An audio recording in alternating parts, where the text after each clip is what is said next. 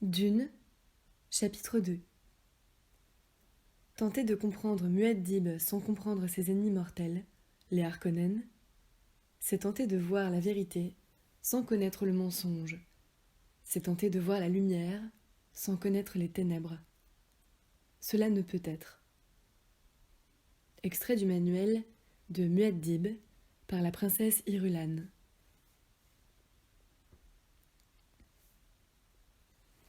C'était un monde, un globe sculpté, partagé d'ombres, qui tournait sous l'impulsion d'une main grasse chargée de bagues scintillantes.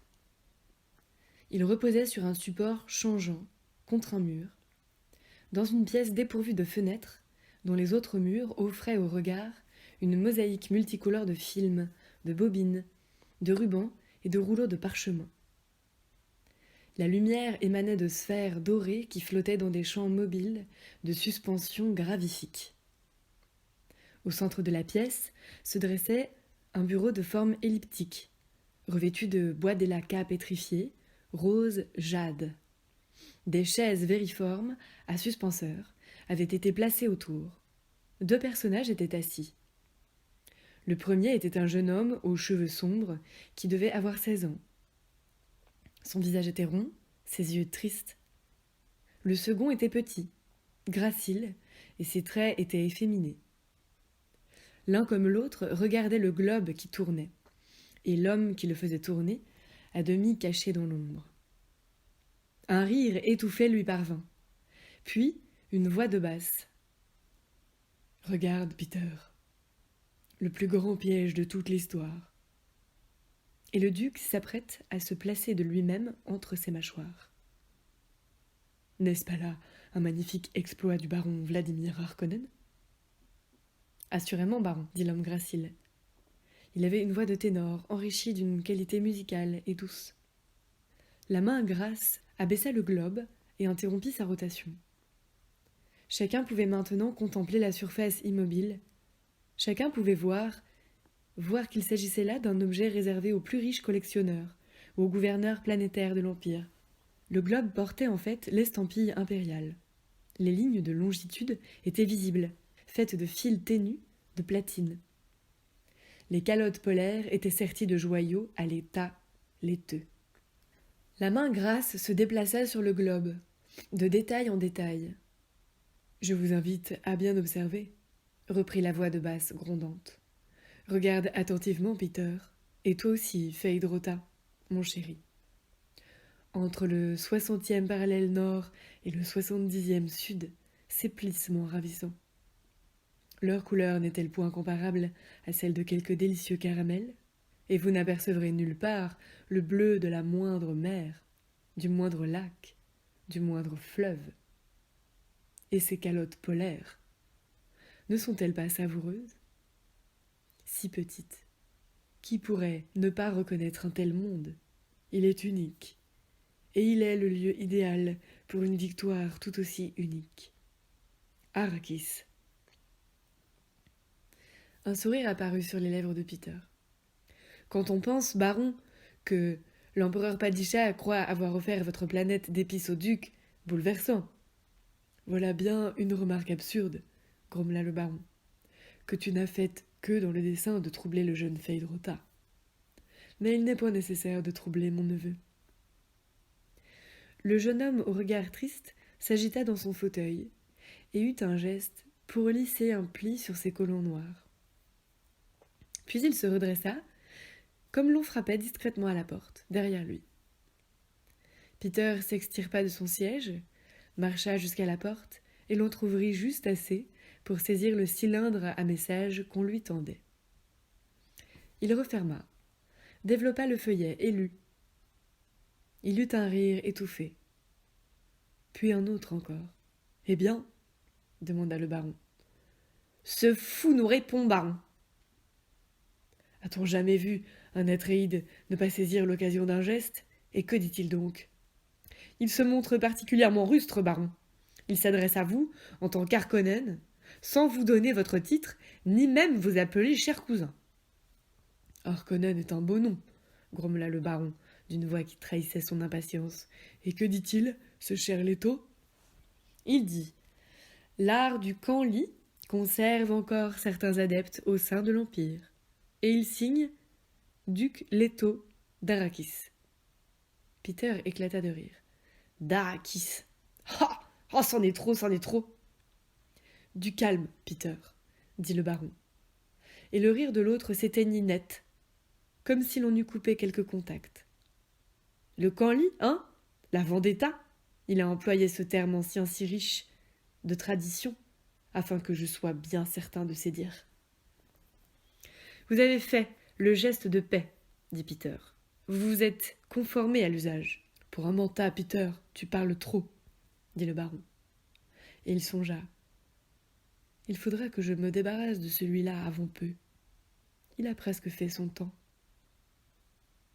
Il contempla son manta assassin, s'arrêtant à ce détail que la plupart des gens remarquaient avant tout autre. Les yeux. Les yeux bleus sans le moindre blanc, avec seulement des stries. Des stries d'un bleu plus sombre. Un sourire bref vint déformer les traits de Peter. C'était comme une grimace dans un masque, avec ses yeux pareils à 2 trous bleus. Mais baron, jamais il n'y eut revanche plus belle. Ce stratagème est d'une traîtrise exquise. Obliger Leto à quitter Caladan pour Dune, et ce sans la moindre chance de s'échapper, puisqu'il s'agit d'un ordre de l'empereur lui-même, tout à fait facétieux. La voix du baron était glacée. Ta bouche est enflée, Peter. Mais je suis heureux, mon baron, du moment que vous êtes touché par la jalousie. Peter. Ah, baron, n'est-il point regrettable que vous ne soyez pas parvenu à imaginer vous-même un aussi ravissant stratagème? Un de ces jours, Peter, je te ferai étrangler. J'en suis bien certain, baron. Allons, tant pis. Mais, assurément, ce sera là un acte vain, n'est-ce pas? Aurais-tu mâché du vérité ou de la semuta, Peter? La vérité sans peur surprend le baron, dit Peter, et son visage devint la caricature d'un masque grimaçant. Ah ah, mais voyez-vous, baron, je suis un manta, et je saurai bien à quel moment vous convoquerez le bourreau. Et vous attendrez bien aussi longtemps que je vous serai encore utile. Le convoquer prématurément serait une erreur. Je suis encore très utile. Et puis, je sais l'enseignement que vous avez retiré de cette adorable planète, Dune. Ne jamais gaspiller. N'est-ce point vrai, baron? Le regard du baron ne quittait pas le manta. Dans son fauteuil, Phaédrota eut un gémissement. Quels idiots turbulents, pensa-t-il. Mon oncle ne peut adresser la parole à son manta sans qu'il s'ensuive une querelle. Croit-il donc vraiment que je n'ai rien d'autre à faire que les écouter? Fade, dit le baron. Je t'ai dit d'écouter et d'apprendre lorsque je t'invitais ici. Apprends-tu? Oui, mon oncle. La voix de Phaédrota était pleine d'un respect mesuré. Parfois, reprit le baron, je me pose des questions à propos de Peter. Si je provoque la souffrance, c'est parce que cela est nécessaire. Mais lui, je suis sûr qu'il s'en délecte. Pour ma part, je ressens de la pitié envers ce pauvre duc Leto. Très bientôt, le docteur Huet va fondre sur lui et s'en sera fait des Atréides. Mais Leto saura certainement quelle main dirige le docteur traître, et ce sera pour lui une chose terrible. En ce cas, pourquoi n'avez-vous pas ordonné au docteur de lui planter un kinjal dans les côtes? Ce serait sûr et efficace. Vous parlez de pitié, mon oncle, mais il faut que le duc sache à quel moment je déciderai de sa fin, dit le baron. Et les grandes maisons, elles aussi, doivent le savoir. Cela les calmera. Et j'aurai ainsi un peu plus de champ libre. La nécessité m'apparaît évidente, mais je ne l'aime pas pour autant. Le champ libre, dit Peter avec une moue. Déjà, les yeux de l'empereur sont fixés sur vous, baron. Vous êtes trop audacieux. Un jour, une légion de Sardaukar débarquera ici, sur Giedi Prim. Et ce sera la fin du baron Vladimir Harkonnen. Tu aimerais voir ce jour, n'est-ce pas, Peter ? Demanda le baron. Cela te ferait plaisir de voir les Sardaukar piller mes villes et mettre mon château à sac ? Je suis sûr que tu en serais ravi. Est-il besoin de le demander, baron ? La voix du Manta n'était qu'un chuchotement. Tu aurais dû être bachar d'un corps de Sardaukar. Le sang et la souffrance te sont si agréables. Peut-être ai-je été trop irréfléchi en te promettant la mise à sac d'Arrakis. Peter fit 5 pas d'un air mutin et vint se placer derrière le fauteuil de Feyd-Rautha. L'atmosphère de la pièce devint tendue. Le jeune homme se retourna et contempla Peter avec un froncement de sourcils. « Ne jouez pas avec Peter, baron, dit le Manta. Vous m'avez promis dame Jessica. Vous me l'avez promise. »« Pourquoi, Peter ?» demanda le baron. « Pour la souffrance ?» Peter le regarda, prolongeant le silence. Feyd-Rautha déplaça son fauteuil à suspenseur sur le côté et demanda. « Mon oncle, faut-il que je reste ? Vous avez dit que... » « Feyd-Rautha, mon chéri. »« Deviens impatient, dit le baron. Il se déplaça entre les ombres qui stagnaient derrière le globe. Un peu de calme, Feyd. Puis il reporta son attention sur le Manta. « Et le petit duc, mon cher Peter ? L'enfant, Paul ? » « Le piège vous le délivrera, dit Peter dans un murmure. Telle n'est pas ma question. Tu te souviens que tu as prédit que cette sorcière Bene Gesserit donnerait une fille au duc, et tu t'es trompé, n'est-ce pas, Manta ? Je ne me trompe pas souvent, baron. Pour la première fois, il y avait de la crainte dans la voix de Peter. Accordez-moi cela, je ne me trompe pas souvent. Et vous savez bien vous-même que les Bene Gesserit donnent en général des filles. L'épouse de l'empereur elle-même n'a produit que des femelles. Mon oncle, dit Feyd-Rautha, vous aviez dit qu'il pouvait être question ici de quelque chose d'important pour moi. Et écoutez, mon neveu, il aspire à régir la baronnie, et il ne peut même pas se régir lui-même. Ombre dans les ombres, le baron se déplaça à nouveau derrière le globe d'Arrakis. Eh bien, Feyd-Rautha Harkonnen, je t'ai convoqué en ce lieu dans l'espoir de t'inculquer un rien de sagesse. As-tu observé notre bon Manta ? De notre discussion, tu aurais dû retirer quelque chose. Mais, mon oncle, Peter n'est-il point un Manta très efficace selon toi, Feyd ? Certainement, mais... Ah, nous y voici. Mais, il consomme trop d'épices. Il la savoure comme une friandise. Regarde ses yeux. On dirait qu'il sort tout juste d'une équipe d'extraction d'Arkin. Efficient, ce cher Peter, mais aussi émotif, enclin à des crises de colère.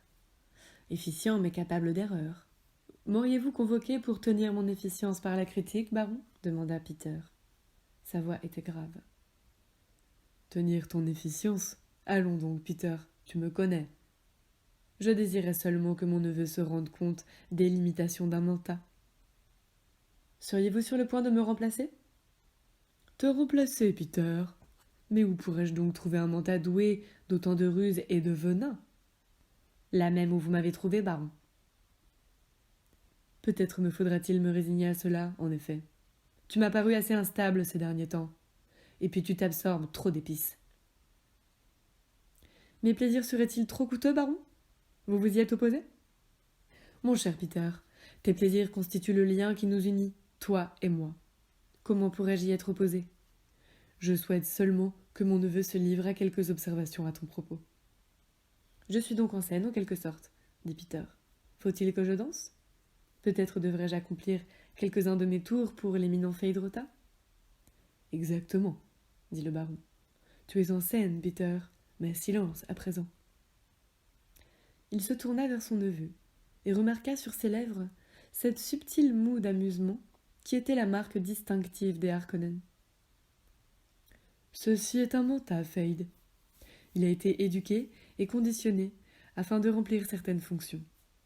Cependant, il ne faut jamais perdre de vue le fait que son esprit est contenu dans un corps humain. C'est là un sérieux handicap. Je pense même parfois que les anciens étaient dans le vrai avec leurs machines pensantes. Des jouets, comparés à moi, gronda Peter. Même vous, baron, pourriez dépasser ces machines. Peut-être, fit le baron. Eh bien... Il prit une profonde inspiration, puis éructa.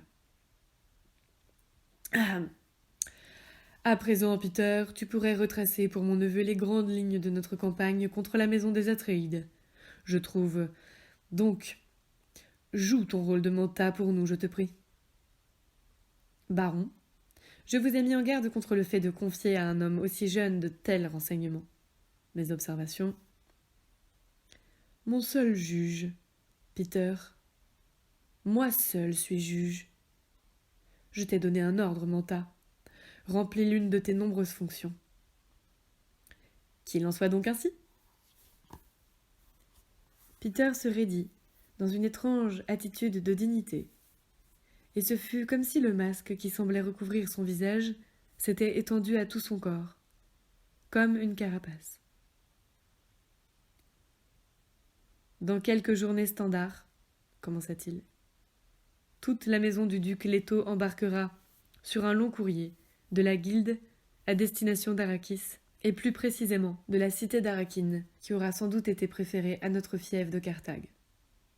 Le manta du duc, Tufir Awat, a certainement conclu à juste titre qu'Arrakine est plus facile à défendre.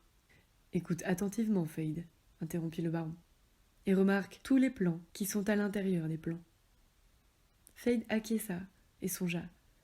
J'aime mieux cela. Le vieux monstre me livre enfin ses secrets. Il désire certainement que je sois son héritier. Il existe plusieurs possibilités tangentes, reprit Peter. J'ai dit que la maison des Atréides allait se rendre bientôt sur Arrakis. Cependant, nous ne devons pas ignorer la possibilité d'un accord entre le duc et la guilde, afin que cette dernière le conduise en un endroit sûr, hors du système. Certains, en de semblables circonstances, sont devenus renégats aux maisons et ont emporté boucliers et atomiques de famille pour fuir loin de l'Empire. Le duc est trop fier pour cela, dit le baron. Cette éventualité n'en subsiste pas moins. Mais pour nous, le résultat ultime serait le même. Non, s'écria le baron. Je veux qu'il meure et que sa lignée s'éteigne. C'est là l'éventualité la plus probable. À ces activités, on peut reconnaître une maison qui s'apprête à devenir renégate. Celle du duc n'en présente aucun signe. En ce cas, Peter poursuit. Dans Arrakine, le duc et sa famille occuperont la résidence, qui fut dernièrement la demeure du comte Fenring et de sa dame. Ambassadeur auprès des contrebandiers, pouffa le baron. Auprès de qui demanda Feyd Rautha. Votre oncle se laissait aller à une plaisanterie, expliqua Peter. Il donnait au comte Fenring le titre d'ambassadeur auprès des contrebandiers, afin de souligner les intérêts que l'empereur peut avoir dans les opérations de contrebande sur Arrakis. Feyd Rautha posa sur son oncle un regard perplexe. Pourquoi ? Ne sois pas si balourd, Feyd. Comment pourrait-il en être autrement, aussi longtemps que la guilde échappera au contrôle impérial ? Comment les espions et les assassins pourraient-ils jouer leur rôle ? Les lèvres de Feyd Rautha s'arrondirent en un O silencieux. À la résidence, reprit Peter, nous avons repéré quelques diversions. On essaiera d'attenter à la vie de l'héritier des Atréides, et il se pourrait que cet essai réussisse. Peter, gronda le baron, tu avais dit que... J'ai dit que certains accidents peuvent se produire, et cette tentative d'assassinat doit paraître authentique. Mais ce garçon a un corps si jeune, si tendre, dit le baron. Bien sûr, potentiellement, il est plus dangereux que le père, avec sa sorcière de mère pour l'éduquer, satanée femme. Mais poursuis, Peter, je te prie. Awat devinera qu'un agent à nous s'est infiltré parmi eux. Le suspect le plus évident est le docteur Huet, qui est effectivement notre agent. Mais Awat s'est livré à quelques investigations et il a appris que notre docteur est diplômé de l'école SUC, avec conditionnement impérial, et qu'on le juge suffisamment sûr pour traiter l'empereur lui-même. On fait grand cas du conditionnement impérial. On assure qu'on ne peut l'effacer sans tuer le sujet. Cependant, ainsi que quelqu'un l'a déjà remarqué, on peut fort bien mouvoir une planète si l'on dispose du levier adéquat. Et nous avons trouvé le levier qui nous permet de mouvoir le docteur. Lequel ? Demanda Feyd Rautha. Il trouvait ce sujet fascinant. tout le monde savait bien qu'il était impossible de venir à bout du conditionnement impérial. Nous verrons cela une autre fois. Continue, Peter, dit le baron. En lieu et place de huée, nous allons glisser un suspect bien plus intéressant sur le chemin de Tufirawat. Notre choix a été audacieux. Le maître assassin de Leto ne saurait manquer de la soupçonner. La soupçonner s'exclama Feyd-Rautha. Il s'agit de Dame Jessica en personne. N'est-ce pas sublime fit Peter. Awad sera si préoccupé par ce problème que son efficience de manta en sera considérablement diminuée. Il se pourrait même qu'il tente de tuer Dame Jessica. Le manta fronça les sourcils. Mais je ne pense pas qu'il y parvienne. Et tu ne le souhaites pas non plus, n'est-ce pas demanda le baron. Ne me distrayez pas. Tandis qu'Awad sera aux prises avec Dame Jessica, nous lui procurerons certaines autres diversions sous la forme de garnisons en révolte et autres événements du même genre. Tout cela sera réprimé. Il faut bien que le duc pense qu'il jouit d'un degré supplémentaire de sécurité. Puis, quand le moment opportun sera venu, nous ferons signe à Huey. Nous lancerons toutes nos forces et... Va, dis-lui tout, intervint le baron. Nous frapperons alors avec l'appui de 2 légions de Sardaukar. Des Sardaukar s'exclama Feyd dans un souffle. Et il évoqua l'image des terrifiantes troupes impériales, composées de tueurs sans merci, soldats fanatiques de l'empereur Padisha. Tu sais à quel point je te fais confiance, Feyd, dit le baron. Jamais le moindre mot de tout ceci ne doit parvenir à quelque autre grande maison. Sinon, le Landsraad tout entier pourrait bien s'unir contre la maison impériale, et ce serait le chaos. Le point important est le suivant, dit Peter. Puisque l'on se servira de la maison des Harkonnen pour exécuter la vilaine besogne de l'Empire, celle-ci bénéficiera d'un avantage certain. Avantage dangereux, bien sûr, mais qui, utilisé avec prudence, rendra les Harkonnen plus riches que toute autre maison de l'Empire. Tu ne saurais avoir la moindre idée des richesses qui sont en jeu, Feyd, dit le baron. Même dans tes rêves les plus démentiels, et avant tout, nous assurerons pour toujours un directorat du Chaume. Feyd-Rautha hocha la tête. Seule la richesse comptait. Et la compagnie Chaume était la clé de la richesse. Chaque maison noble puisait dans les coffres de la compagnie quand elle en éprouvait le besoin. Et sous le contrôle des directorats du Chaume était la preuve évidente de leur puissance à l'intérieur de l'Imperium. Ils changeaient au gré des votes du Landsraad, qui, dans son ensemble, s'opposait à l'empereur et à ceux qui le soutenaient. Le duc Leto, dit Peter, pourrait essayer de rejoindre ces canailles de Fremen qui vivent au seuil du désert, à moins qu'il ne préfère réserver ce refuge imaginaire à sa famille. Mais cette issue lui est fermée par l'un des agents de Sa Majesté, cet écologiste planétaire dont vous devez vous souvenir, Kins. Feyd s'en souvient, dit le baron. Continue. Sottise, baron.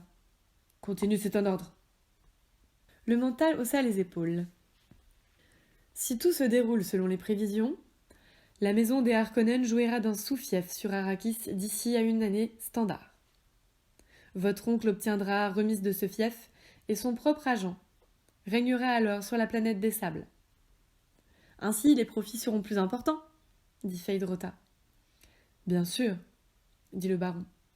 Et il pensa, ce n'est que justice. C'est nous qui avons colonisé Arrakis.